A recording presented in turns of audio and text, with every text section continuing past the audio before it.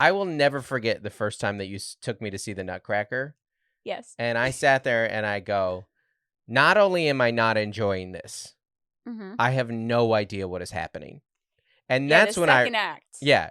And that's when I realized I am not cultured. Yeah, it took you like when we were teenagers.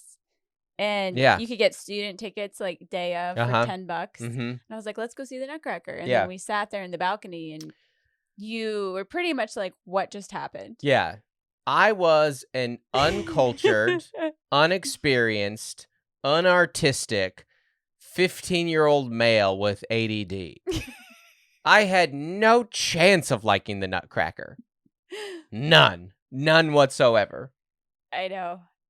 I'm not sure how much I would enjoy it now. I like the music. Don't get me wrong. I like the music. Yeah, and I love live performance. Musical.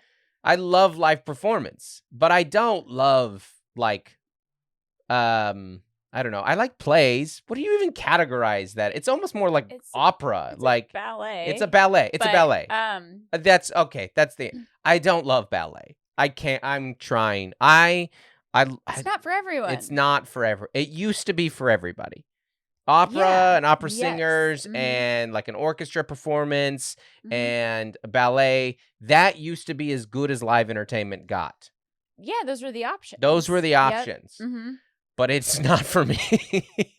Well, it's funny because as far as like Christmas family traditions go, I used to take my mom and Gloria to the Nutcracker every year.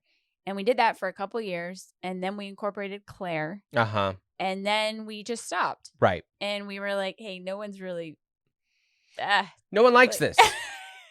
Like, Laura's like, yeah, I like getting the Nutcracker, like the toy, decorative item. And then we were like, hey, we could just not. I think that the world is separated into three groups. The world is there are people who love the Nutcracker. There are people that don't like and or understand the Nutcracker. And then there's the worst of the three, which there are people who pretend to like the Nutcracker. Well, I don't think you should do things in the name of tradition. No. In the sense that, like, our girls both have ADD. Yeah, well, you also should... you go sit down in a fancy dress and they get bored. Yeah, exactly. And you should also not pretend to like something to make yourself interested. Seem interesting. Yeah. Like, don't do that either. It's a classic. Oh, I just love the ballet. I mean, do you? Do you?